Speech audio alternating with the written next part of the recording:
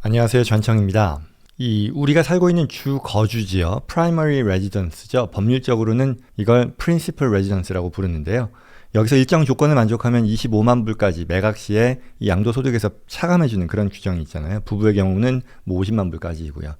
개념은 간단하지만요. 이게 복잡해질 수도 있고요. 또 여러분들로부터 각각 서로 다른 상황에 대해서 질문을 자주 받다 보니까요. 오늘은 이 내용에 대해서 자주 묻는 질문에 답하는 방식으로 한번 좀 다뤄보려고 합니다. 우선 이 기본 규정과 관련해 가지고는요. 매각 시점이죠. 어떤 내 자산, 내가 거주하고 있는 자산일 텐데 매각 시점을 기준으로 5년을 돌이켜 봤을 때 첫 번째로 보유 조건이 있는 거예요. 2년을 보유하고 있어야 되고 그 다음에 거주 조건, 2년을 거주해야 된다는 그 두 가지 조건을 다 만족해야 된다는 거죠. 그 경우에는 이 양도소득에서 25만 불까지에 대해서 빼준다. 부부 공동신고에는 50만 불로 늘어나는 거고요. 기본 룰은 이렇게 쉽습니다. 근데 여기서 이제 분화된 질문들이 있는 거죠. 그걸 한번 살펴볼게요. 그럼 첫 번째 질문이요. 2년이 안 될 경우에 혜택을 전혀 못 누리냐라는 그런 질문 한단 말이죠. 답은요. 그렇지 않다. 줄여서 누릴 수 있다라는 거죠. 다시 그 기본 규정을 보면 보유 조건이 2년이고 또 거주 조건이 2년이잖아요. 그러면 보유 조건에서 2년이 안 된다고 했을 때 또는 거주 조건에서 2년이 안 된다 했을 때 그중에 짧은 기준으로 비례해서 인정을 받는다라는 얘기죠. 예를 들어 설명하면 더 쉽겠는데요. 예컨대 내가 매각 직전에 5년을 돌이켜 봤을 때 2년을 보유했는데 이 거주한 기간은 18개월밖에 안 됐다고 쳐요. 1년 반. 그러면 내가 누릴 수 있는 그 최대치가 25만 불이잖아요. 곱하기 18개월이 분자가 되고 24개월, 2년이 분모가 되는 거죠. 그러니 4분의 3이죠. 그러니 여기서 25만 불 중에 18만 7,500불까지가 내가 누릴 수 있는 최대 양도소득으로부터의 차감액 이렇게 되는 거죠. 그 다음 두 번째는요. 2년 기준이라고 얘기했을 때 이거는 연속적으로 2년을 내가 충족해야 되는 거냐. 그리고 또 하나는 보유기간과 거주기간이 항상 동일해야 되냐. 같은 기간이어야 하냐라는 질문도 자주 하는데요. 답은 아니다예요. 2년 기준이 5년을 놓고 봤을 때 2년 동안 연속일 필요도 없고요. 그리고 또한 보유와 거주가 같은 기간이 아니어도 된다가 답입니다. 자, 그 다음 세 번째 질문은요. 부부가 공동으로 신고할 때는 이 베네핏이 50만 불로 늘어난다라고 하는데 이 부부 공동신고의 구체적인 내용이 뭐냐라는 건데요. 이 내용은요. 매각을 하는 그 해당 연도에 부부가 공동으로 세무신고를 해야 된다라는 것이고요. 그리고 보유 조건, 거주 조건과 관련해서는 보유 조건은 부부 중에 한 명만 그 보유 조건 2년을 충족해도 됩니다. 그도 그럴 것이 이제 부동산을 소유한다라는 거는 공동 소유인 경우도 있고 별도로 소유하는 경우도 있잖아요. 그러니 한 명만 보유 조건을 충족하면 된다라는 것이고요. 대신에 이제 거주 조건의 경우는 둘 다 이 2년 거주 조건을 충족해야 된다라고 합니다. 다음으로요. 이제 네 번째인데요. 이제부터 조금씩 어려워집니다. 만약에 배우자가 돌아가신 경우라 그러면 이 50만 불 혜택을 어떻게 누릴 수 있느냐일 텐데요. 이 혜택을 누리려면 양도 시기가요. 배우자가 돌아가신 이후로 2년 이내에 매각이 되어야 한다라는 것이고요. 매각을 하는 시점에 이 surviving spouse죠. 이 살아있는 배우자는 재혼하지 않아야 된다라는 것이고요. 그리고 중요한 것은 배우자가 돌아가시는 시점에서 50만 불의 기본 규정이 있죠. 2년 보유, 2년 거주요. 이게 충족되어 있어야 된다라는 그런 조건입니다. 자, 다섯 번째는요. 이 혜택을요. 한번 누리고 나면 언제 다시 활용할 수 있는지에 대해서인데요. 답은 한번 누려도 또 계속 누릴 수 있다가 답이고요. 단 조건은 그 누린 혜택으로부터 2년을 기다려야 된다가 답이에요.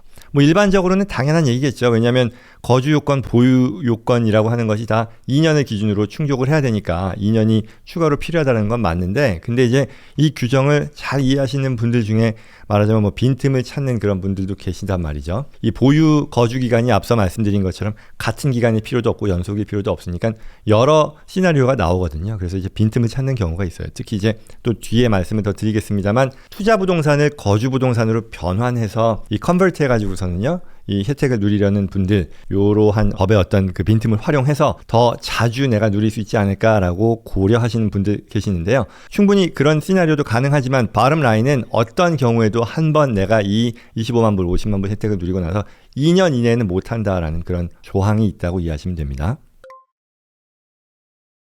자, 다음으로 여섯 번째요. Non-qualified use 기간이라는 게 있어요. 이때는 이 기간에 대해서는 양도소득 혜택에서 빠진다라는 내용인데요. 이건 뭐냐? 내가 보유하는 기간 중에 거주지, 내 주 거주지로 사용되지 않은 기간을 우리가 non-qualified use 기간이라고 부르는데요.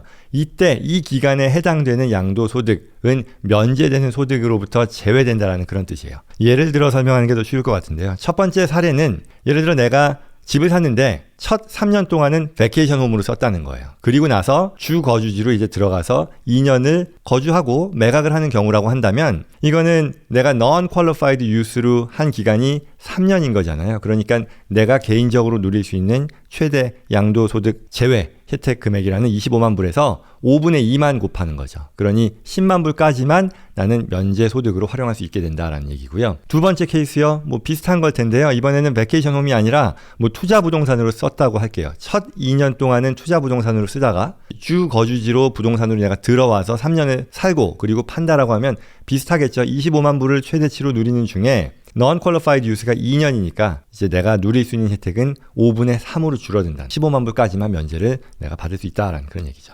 자, 그러면 여기 non-qualified use라는 게 굉장히 중요한 컨셉이 될 텐데 이 세법이 얘기하는 이 non-qualified use에 적용되지 않는, 간주되지 않는 또 예외 사항이라는 게 크게 두 가지를 얘기하는데 첫 번째는 일시적인 사유를 말합니다. 예를 들어 내가 이 집을 주 거주지로 소유한 기간 중에 주 거주지로 사용하지 않더라도 이 non-qualified use로 보지 않는 것 중에 일시적인 사유가 있는데 그 첫 번째는 뭐 군대에 복무한을 말하겠죠. 그때는 최대 10년까지 여기서 예외를 해주고요.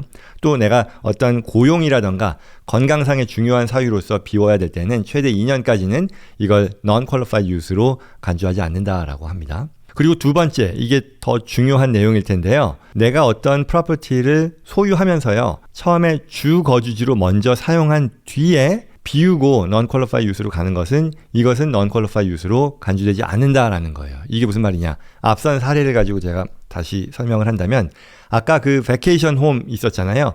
3년을 베케이션 홈으로 보유하고 들어가서 이제 2년을 거주하고 매각하는 거였는데 이걸 바꿔서요. 주 거주지로 먼저 2년을 살고 그 다음 해 베케이션 홈으로 3년을 살았다라고 하면요.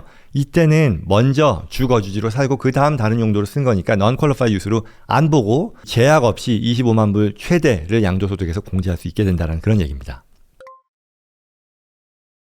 자, 7번째는요. 감가상각분에 대해서는 이러한 혜택에서 제외된다라는 내용인데요. 아마도 이건 뭐 투자 부동산이죠. 투자 부동산으로 쓰다가 주 거주 부동산으로 변환하는 경우에 해당이 되겠죠. 이때 투자 부동산으로 사용하는 기간 동안에 감가상각이라는 걸 우리가 차감을 하잖아요. 그때 이 감가상각으로 인해 내가 나중에 팔았을 때 양도소득으로 픽업하는 부분들은 이 양도소득세 면제의 대상 소득액에서 제외한다라는 얘기죠. 예를 들어서 내가 5만 불짜리 이제 부동산을 샀어요. 구입했는데 이걸 계속 투자 부동산으로 쓰면서 3만 불을 감가상각했다고 쳐요. 그리고 나서 주 거주 부동산으로 변환한다 그러면 앞서 얘기했던 이 모든 조건들 뭐 다 만족한다 하더라도 향후에 이 부동산을 매각해서 양도소득을 발생할 때 이 과거에 3만 불까지 이 감가상각한 것을 픽업하는 부분이 있잖아요. 이 부분에 대해서는 나중에 그 양도소득세 면제 혜택, 뭐 25만 불이건 50만 불이건 거기서 누릴 수 있는 차감 가능 양도소득액에서 제외한다는 그런 뜻입니다.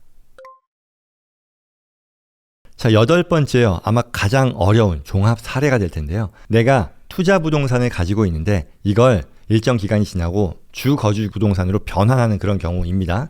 뭐 사례는 예를 들어서 뭐 홍길동 씨 부부라고 할게요. 부부가 5년 전에 투자 부동산을 1밀리언 주고 샀다고 할게요. 그리고 나서 3년 동안 투자 부동산으로 이제 임대소득을 내면서 활용했는데 그 기간 동안에 감가상각을 뭐 60만 불을 인식했다고 치죠. 그리고 3년이 지나고 나서 그 뒤에 2년 동안은 내가 들어가서 주 거주 부동산으로 거주한 거예요. 그리고 나서 5년이 끝나고 나서 뭐 예를 들어 1.3밀에 매각했다고 치죠. 그러면 어떻게 되냐 했을 때 우선 토탈 양도소득은 얼마일까요? 90만 불이죠. 왜냐하면 내가 130만 불에 매각을 했고 그리고 원래 100만 불에 산 건데 감가상각을 60만 불에 했으니까 나의 원가가 40만 불로 줄어든 거잖아요. 그러니까 130만 불 빼기 40만 불 하면 90만 불이 토탈 양도소득이고 여기서의 질문은 이 양도소득 90만 불 중에 내가 이제 주 거주 부동산으로 살았으니까 여기서 혜택을 누리는 최대 면제액이 얼마나 되느냐가 많은 분들이 궁금해하는 그런 실질적인 케이스인 거잖아요. 아마도 뭐 당연한 거는 이제 부부니까 아예 하나도 없거나 아니면 50만 불의 총 혜택을 누리거나 이 사이에 어떤 금액으로 결정이 되겠죠. 어떻게 되는지 한번 계산을 해보면 이 50만 불이라는 최대 양도소득 면제 혜택 에서의 제약은 첫 번째 아까 얘기했던 감가상각 제약이라는 게 있다 했어요. 아까 감가상각 60만 불이 발생했잖아요. 그러니 이 전체 양도소득 중에 60만 불에 대해서는 감가상각의 픽업분이니까 이건 어떤 경우에도 50만 불 양도소득 면제액으로부터 사용이 될 수 없다라는 그런 부분이 될 것이고요. 그리고 앞서 non-qualified use에서 qualified use로 바뀌는 그 기간에 대해서만 우리가 누릴 수 있는 혜택이 있다라고 했으니 전체 부부가 누릴 수 있는 50만 불 중에 non-qualified use가 이제 3년 동안 임대부동산이었으니까 못 누리잖아요. 그러니 5분의 2까지만 누릴 수 있는 혜택의 최대, 공제 가능 최대액이 되겠죠. 그러니까 20만 불인 거죠.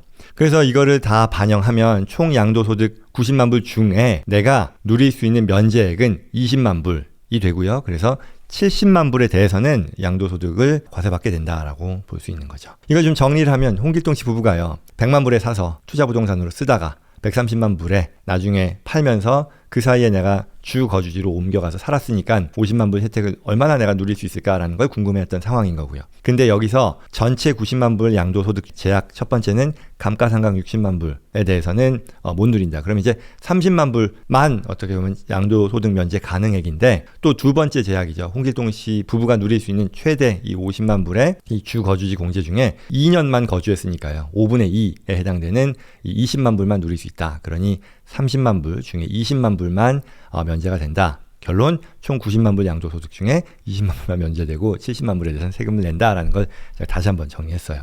아마도 홍길동 씨가 이런 것을 했을 때는 임대부동산에서 주거주부동산으로 용도 변경하면서 들어가서 살 때 처음에 기대하는 가장 이상적인 경우는 뭐 50만 불 다 면제받았으면 했을 텐데 실상은 지금 상황에서 20만 불에 그친다라는 그런 얘기죠. 여기까지입니다. 가볍게 시작했는데 사실 좀 이제 구체적인 사례를 가지고 들어가다 보니 뭐 자주 묻는 질문들만으로도 뭐 어렵단 말이죠. 그래서 물론 다행이라면 다행인 점은 이게 일반적인 경우에는요. 즉 뭐 내가 살던 집을 뭐 살다가 그냥 파는 경우라고 하면 뭐 이렇게 복잡한 게 해당이 안 되겠죠. 근데 이제 해당이 되는 거는 주로 투자부동산, 임대부동산에 대해서 내가 도중에 주거주 부동산으로 변환하면서 활용하는 경우에 계산이 복잡해진다라는 거죠. 뭐 물론 그거 말고도 사실 여러 가지가 있긴 해요. 뭐 예를 들어서 내가 오늘 안 다뤘는데 이혼할 경우에 이혼을 해도 재혼을 했느냐 아니면 이혼 과정 중에 또 뭐 매각했느냐 등등으로 나뉘기도 하고요. 뭐 여러 분화된 케이스들이 뭐 무궁무진하게 나올 수 있는데요. 이런 것들을 뭐 다 다룬다는 건 뭐 현실적으로 이 영상에서 다루기는 어렵고요.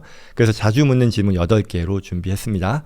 아마도 여기 해당되지 않는 그런 케이스들은 당연히 전문가와 상담을 하실 만큼 중요한 사안이겠죠. 그리고 이 내용에 대해서 잘 아는 세법의 어떤 전문가 분이라면 뭐 그런 전문가들과 상의할 만한 충분한 가치가 있을 것이고요. 그렇게 개별적으로 확인해 보시는 게 좋겠습니다. 예, 오늘 준비한 영상 여기까지입니다. 이것으로 마치겠고요. 도움되었으면 좋겠습니다. 다음 시간에 뵙겠습니다. 감사합니다.